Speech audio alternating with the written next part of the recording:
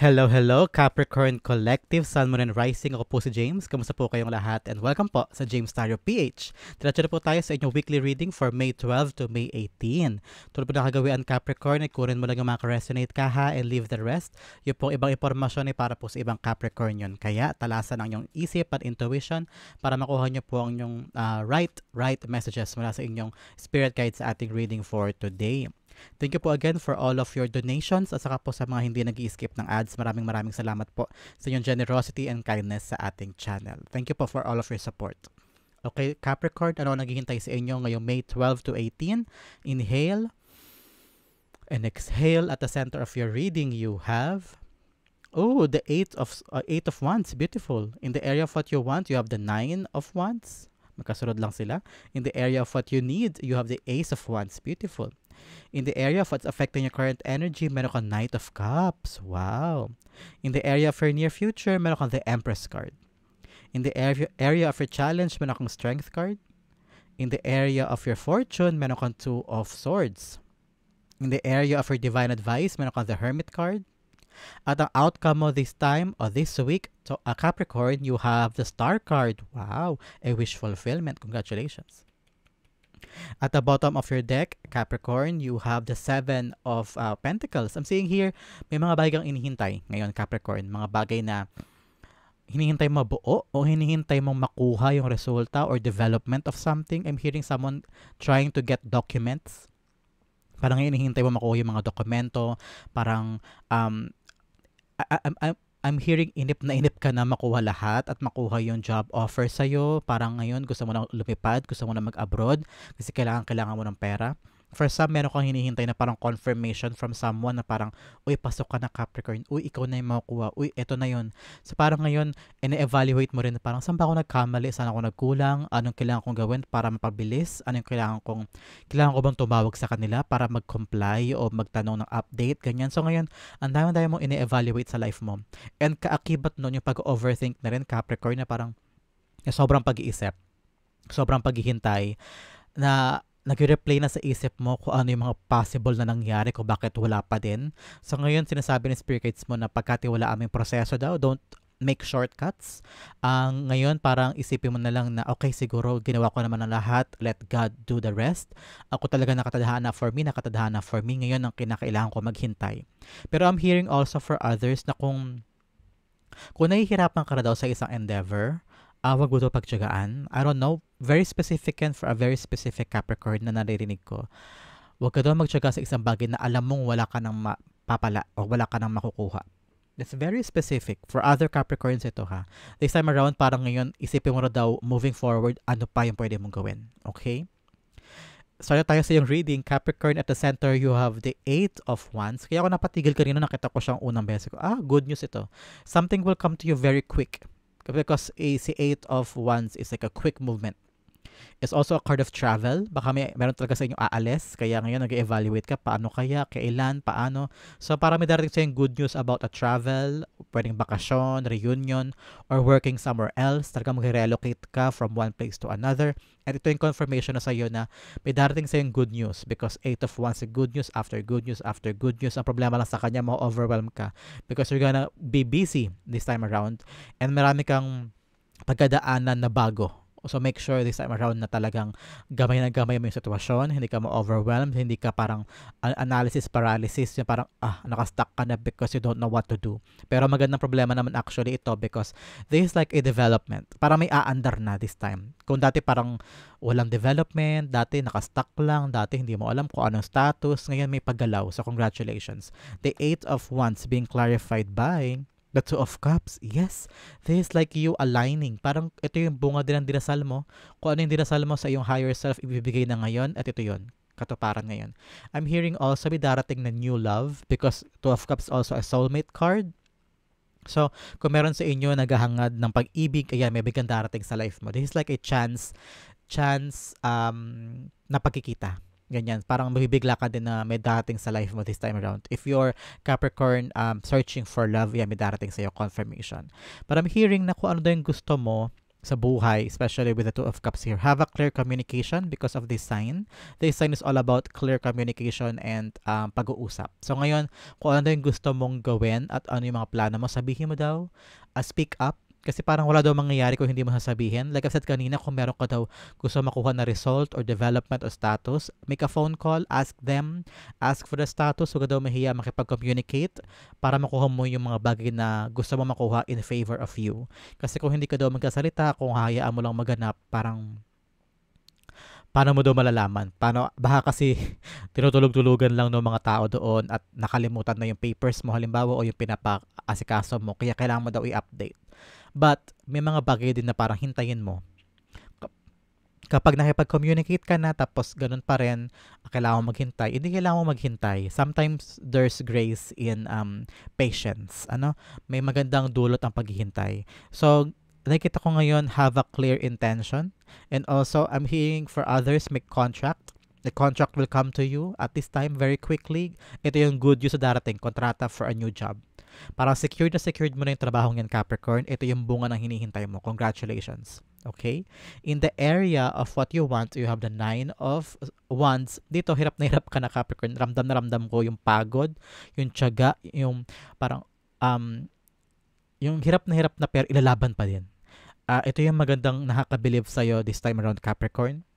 Yung parang hirap na parang laging walang pag-asa o laging walang magandang resulta pero ikaw babangon ka pa rin, ilalaban mo pa rin, susugod ka pa rin kahit hirap na hirap, kahit nadadapa ka, babangon ka, laban ulit, kahit nag-fail ka ng ilang ulit, go ka pa rin, go. And I really admire this characteristic of yours this time, Capricorn, na sa paghihintay mo at saka mataimtim mong paniniwala na kung ano tong pinagtrabahuhan mo ay makakamit mo din. Kaya talagang tinan mo, nakatutok siya doon sa bunga, tinihintay niya makuha yun. It's because ganun ka din. Inihintay mo makuha yung desired mong outcome o goal mo, kaya hindi ka sumusuko. This is something very admirable. I'm seeing someone building a home o may pinapaayos ka sa bahay mo because 9 of Wands is the card for that. So ngayon, talagang tiyagaan mo yan, Capricorn. I-build mo yung bagay na gusto mong i-build, huwag mong sukuan because I'm hearing malapit mo na makuha yung outcome. Okay? The 8 of Wands is being clarified by the 8 of Pentacles. Tatlong 8 pala ito, nakalimutan kong sabihin kanina. You have the 9 pala yun. 8 of Wands and then may 8 ka dito. May dalawa kang 8, meaning abundance is beyond reach. Malapit na. Konti-konti na lang, Capricorn. Kaya lumabas si 9 of Wands dito. Tiyaga. Push pa. I-push mo pa because the abundance is here with the 8 of Wands and the 8 of Pentacles. Kayang-kaya mo itong makuha. Kaya lang kailangan mo ngayon tiyagain. Especially in the 8 of Pentacles, work on this. Parang work on your patience, work on your belief na makukuha mo to, tiyagain mo pa.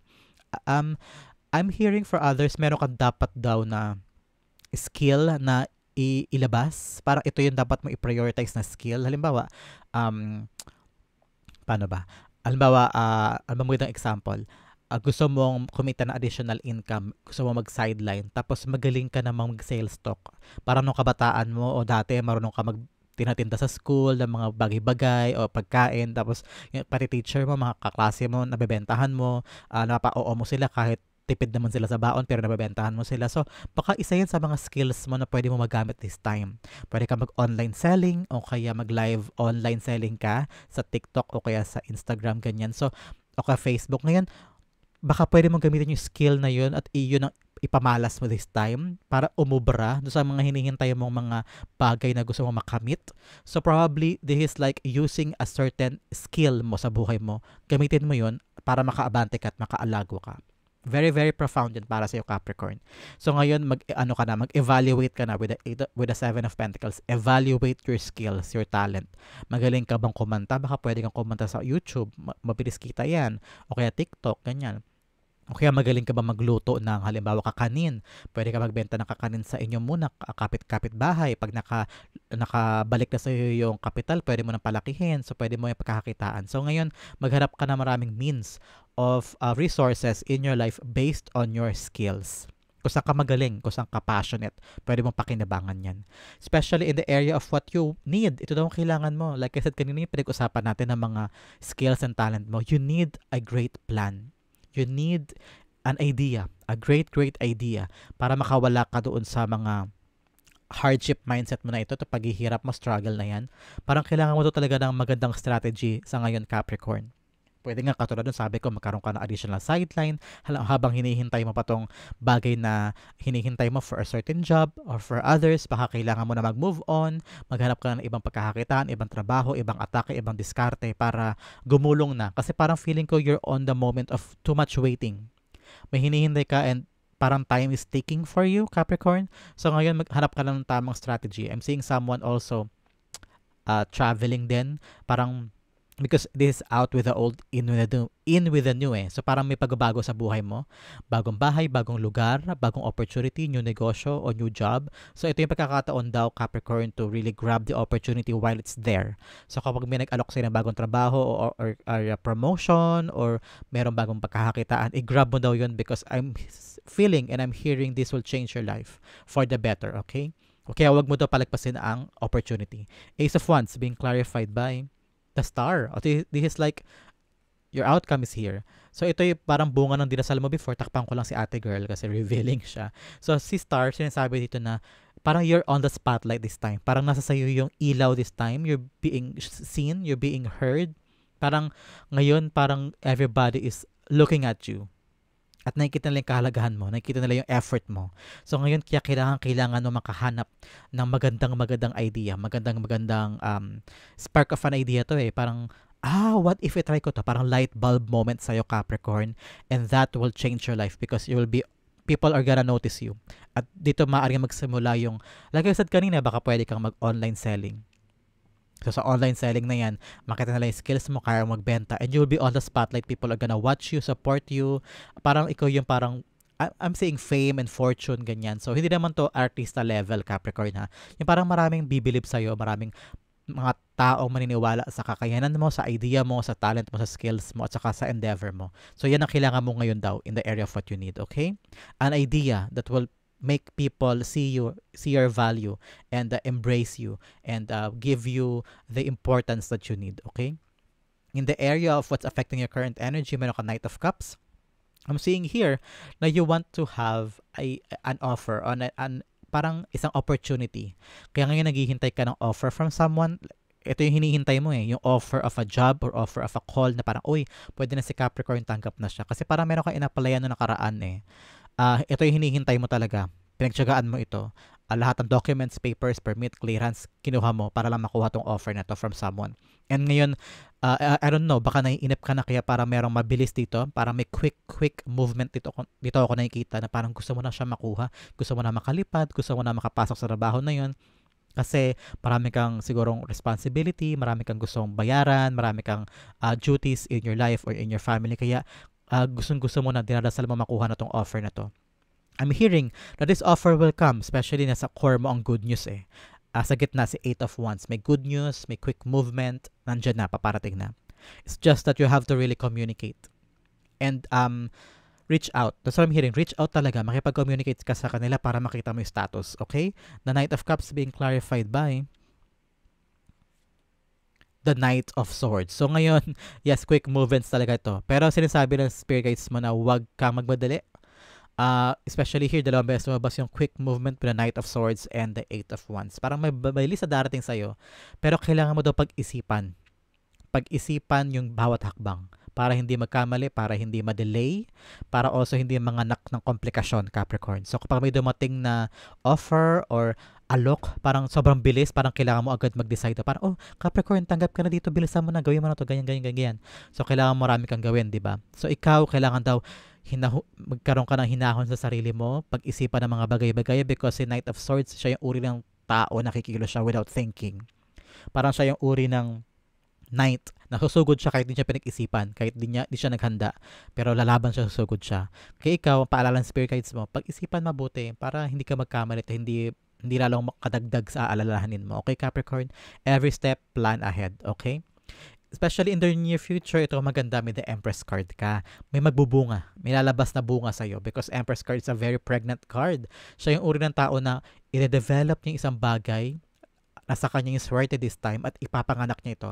I'm seeing talaga an egg hatching Para nandoon yung swerte o yung opportunity na matagal mo hinintay. Ito yun, no? Yung bunga na hinihintay mo, ito na siya with the Empress. Ito yung sumagot sa kanya. So, this is a clear confirmation to you.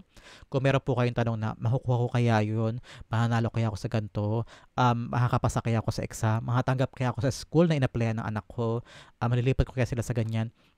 This is a confirmation na yes, because Empress card is giving birth to what you are praying for, giving birth to your hard work, giving birth sa mga bagay na pinaghirapan mo. So congratulations, you are reaping what you have sown, okay? The Empress card is like a beautiful fertility card din. Sa mga gusto magbuntis, ito may good news sa inyo. This is like a pregnancy for you. So, congratulations lahat ng, this is like a harvest time for you, Capricorn. So, your Empress cards have been clarified by the Ace of Wands. Yes, this will give you the brand new start. Sayaw. This is a brand new start para sa iyo, Capricorn. Pag napanganak na itong endeavor na ito, trabaho, passion project, negosyo, or approval for something, this will give you a brand new start in your life. Bagong-bagong buhay for you. Hindi na katulad dati. I'm saying talaga, it will change your life. Kung ano man po itong hinihintay mo ng good news at mabuo, ito na ang magandang katuparan para sa iyo. Congratulations.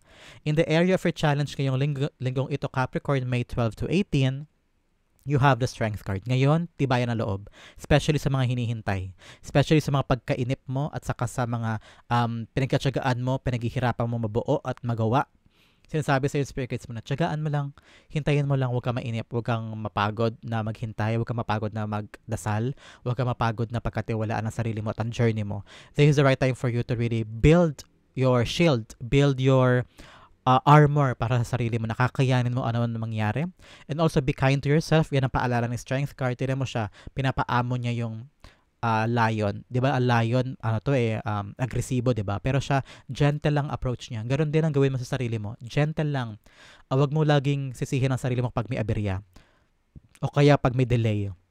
Huwag mo laging si Capricorn kasi tanga-tanga, ba't kasi ganito ginawa ko, ba't ganyan, dapat kasi ganito sinubukan ko, dapat sinabi ko ganito, sana ganito nangyari. So, be kind to yourself. Alisin mo yung ganong mindset sa sarili mo, Capricorn, na kapag hindi napunta sa'yo yung plano o hindi naging yung desired outcome ay hindi mo nakuha, huwag mong sisihin ang sarili mo at huwag mong ibelittle ang sarili mo. Always love yourself. Walang ibang magmamahal sa'yo kundi ikaw. Okay, so always be kind. Tell yourself sweet things because that is like acquiring frequency of positivity, Capricorn. So be gentle to yourself. Have a grace for yourself so that pagdating ng mga bagay na gusto mo makamit, magaan. Okay? The Strength cards being clarified by the Eight of Wands, yes. Maging maging pasensyoso ka sa sarili mo because dadaling ka naman sa right path. Huwag ka daw mag-alala. Huwag ka mangamba because you're on the right direction. And also, give yourself some focus. Kapag nahihirapan ka, napapagod, nawawala ng pag-asa, o kaya napanghihinaan, huwag ka daw mawala ng focus. Be consistent, Capricorn. Magpahinga ka kung magpapahinga, pero laban pa rin. Because I'm seeing talaga you're redirected on a right path at tuloy-tuloy ka lang daw, okay? In the area of your fortune, you have the Two of Swords. Nakikita ko ngayon meron ka ng desisyon. Especially in the area of fortune, mawawala na yung parang kahirapan sa pag-decide. Because normally, Two of Swords is like you having some indecision. Yung parang hindi mo alam kung ano magiging desisyon mo, kung anong tamang pasya, kung anong tamang daan na gagawin. Since sa area siya ng fortune, I'm hearing this time around this week, May 12 to 18, magkakaroon ka na ng malinaw na desisyon about something. Whether staying pa ba or going na. Natanggapin na ba yung trabahong ito o hindi? O mag-sideline na ba ako o hindi? Ngayon, meron kang definitive action in your life. A choice na talagang paninindigan mo. So, congratulations, Capricorn. The Two of Swords being clarified by the King of Swords. Yes. Choice na talagang paninindigan mo because King of Swords all about paninindigan. Natawa ko kasi yung huli kong sinabi, yun talaga si King of Swords. So, siya yung uri ng tao na kung ano yung decision niya, paninindigan niya yan, wala makakapigil sa kanya. This is like a long or hard decision na talagang matagal ko tong pinagnilay-nilayan at ito, sinabi ko na, ginawa ko na at paninindigan ko to. Wala nang makaka-erase ito sa akin. Very clear na rin ang mind mo on what you want to do. Ngayon parang wala na yung mga clouds sa isip. Malinaw na papasok ang ilaw at makikita mo yung katotohanan ng paligid mo at alam mo na kung ano yung tatahakin mong landas, kung ano yung gusto mo, kung ano yung magiging desisyon mo sa bagay na hinihintay mo. Congratulations, Capricorn, because may malinaw na daan for you and may paninindigan sa gustong gawin. In the area of your divine advice, you have the Hermit card. Ang advice sa'yo ng spirit guides mo ay, I'm hearing paano ba to? I don't wanna say na parang wag mo daw sarilinin lahat, Capricorn. Wag mo daw kanyahin lahat ng problema. Because si Hermit card, ayun, umakyat siya ng bundok, naglakad-lakad siya doon para makuha yung sagot sa mga hinahanap niya. Para makuha niya yung answers sa mga bagay na gulong-gulo siya. Pero ang naririnig ko from your spirit guys, wag mo daw sarilinin ng lahat, Capricorn. There are things in your life that you need to share it with other people, especially to your loved ones. Makakatulong sila sa'yo. I'm hearing kasi na parang takot ka na baka i-reject ka o baka i-belittle yung iyong problema o baka yung mga concerns mo o kaya feeling mo baka nakakadagdag ka sa problema ng iba, baka feeling mo nakakaabala ka. But in order for you na para makaalwan o ginhawa sa pakiramdam, you should also tell other people your problems, your concerns, your ideas, yung laman ng isip mo para gumaan ang lahat. I'm hearing hindi daw lahat nadadaan sa pagsosolo o nadadaan sa parang ikaw na lahat. Make sure this time around na be vulnerable enough to admit na kailangan mo rin ng tulong ng iba. Okay, Capricorn, this is not the right time for you to take things on your own. Baka doon mahanap yung community mo, yung kalakasan, baka doon bumilis ang mga bagay-bagay if you let other people know kung ano yung dinaramdam mo, okay? Sometimes yung answer din daw nasa sayo lang. So, wag mo daw pahirapan ang sarili mo sa paghahanap ng mga sagot sa sobrang layo o sobrang komplikadong bagay. Minsan, padaliin mo lang daw bagay-bagay, enjoy things with your family, enjoy things with the people that you love, and let them know kung ano yung mga nararamdaman mo para pakawalan mo yan, para gumalaw at maging magaan na lahat, okay? Very profound yung message sa'yo na yung spirit guides, Capricorn. The Hermit cards being clarified by the Moon card, yes. Sa mga bagay na malabo, sa mga bagay na parang hindi ka sigurado. So, siguro nahihirapan ka na ngayon sa mga daladala mo.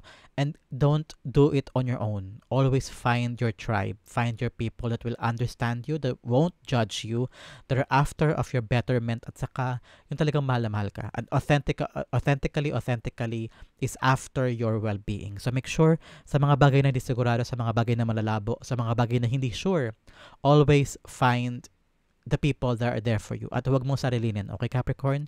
Very, very profound paalala sa'yo ng yung spirit guides. Okay? Ay yung outcome na napakaganda pag-usapan natin later. But first, let's have additional messages from the divine.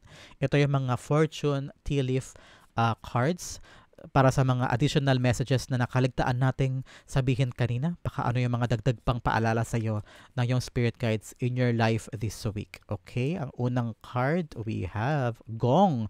An exciting event. So, ipupuntahan ka daw na exciting na event. Pwedeng kasal, binyag, reunion, bakasyon. So, baka mag-enjoy ka dyan. So, congratulations. There is something very exciting for you. I'm hearing kasal. Maghininang ka ba? Mag-aabay ka ba? Ganyan.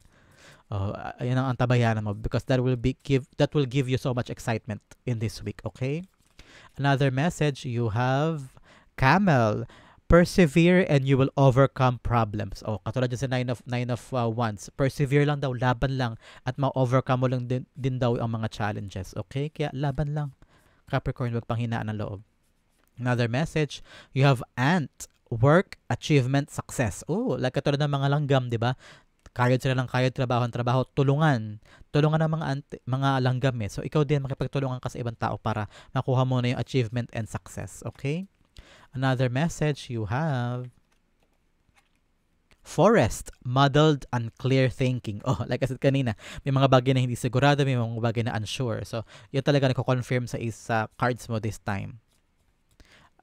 Another card, you have Tulip, great passion. So, ano yung mga passion mo this time, mga balak mong simulan? Yan daw ang pagtuunan mo ng pansin ngayon kasi nakikita ko talaga with a star here, you'll be recognized with all of your passion, with everything that you want to accomplish this time. Talagang mapupunta ka sa spotlight. People are gonna appreciate you. I'm seeing awards, I'm seeing dedication, I'm seeing mga tao nagpapalakpakan sa'yo. Talagang bilib sila sa'yo. Another message, you have May. So ngayong May, wow, this is a confirmation. May mga magandang mangyayari sa'yo this month. This is a confirmation that this month will be very, very beautiful for you, Capricorn. Congratulations. Another message, you have yoke, feeling tied down or frustrated. So katulad nga ito, may mga hinihintay ka, hindi ka makagalaw, hindi ka makaabante, especially here. Maraming mga bagay na parang feeling mo walang pagsulong, ano? So ramdam na ramdam ng cards ang iyong mga pinagdaanan, Capricorn.